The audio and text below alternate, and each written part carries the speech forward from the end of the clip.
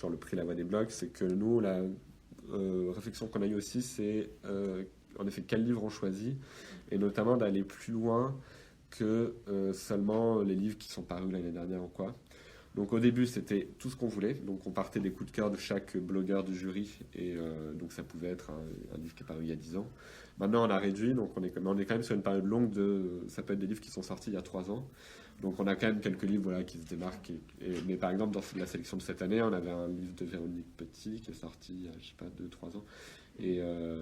Mais pour nous, c'est aussi une manière de remettre en avant du fond, de pas se concentrer que sur la nouveauté, de laisser vivre des livres qui... mais après, en jeunesse, c'est un peu différent qu'en adulte. Je pense qu'on a beaucoup de prix qui sont comme ça, un peu dans la durée, parce que c'est l'année d'après et tout. Ça me semble plus logique de la part de bibliothécaires d'être dans cette idée de suivre des titres anciens. Enfin, moi, ça me paraît... Les prix, d'ailleurs, qui sont plus des prix de journalistes, sont basés sur l'actualité, mais c'est parce qu'ils peuvent se permettre d'être sur cette actualité. Mais je pense que sur les questions pratiques aussi, ça détermine un peu la façon dont les sélections sont organisées. Mais... Après, sur la sélection du prix Vendredi faite par les éditeurs à la base, bon, comme tu disais, c'est aussi pour les aider à... Mais je trouve que c'est aussi intéressant de se dire que du coup, ils vont forcément regarder les 50 livres qu'ils vont recevoir à peu près.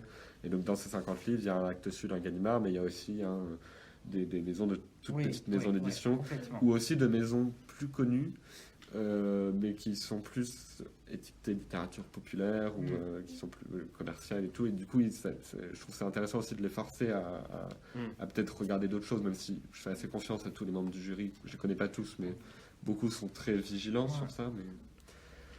Oui, et puis pour le prix Vendredi, c'est aussi les membres du jury qui sondent un peu autour d'eux aussi. Voilà, ils ont leur propre réseau et ils disent est-ce qu'on a loupé quelque chose Mais ça, c'est nouveau parce qu'au tout début, c'était en effet que les livres qu'ils recevaient.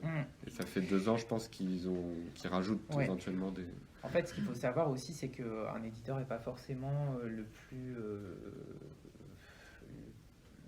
il a des enjeux commerciaux. Donc, il n'y a pas que les... Je pense qu'il y a aussi un manque de... Parfois un décalage de jugement, en fait, sur sa production.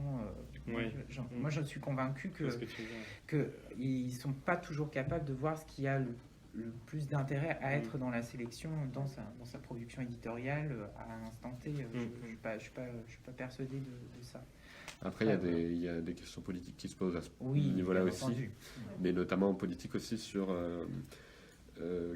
justement les éditeurs, qu'est-ce qu'ils soumettent comme livre au prix, et pourquoi, c'est une question qui s'était beaucoup posée aussi à 4-5 ans, pourquoi il y a beaucoup d'auteurs hommes qui sont sélectionnés, alors qu'en fait, en plus, en littérature jeunesse, la proportion est plutôt inverse.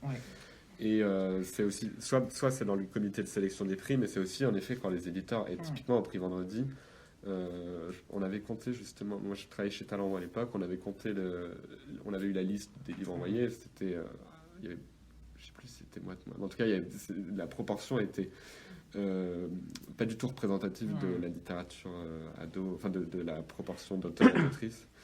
Et je pense que ça, ce serait des questions intéressantes pour se poser soit dans les comités, mais aussi dans les maisons d'édition qui envoient ces livres, qu'est-ce qu'ils envoient justement.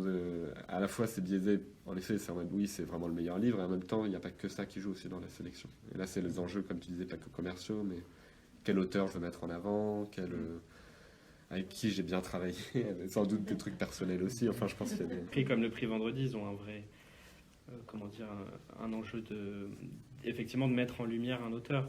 Alors que vous, peut-être que l'un de vos principaux enjeux, c'est de faire lire les ados. Donc, il faut qu'ils prennent...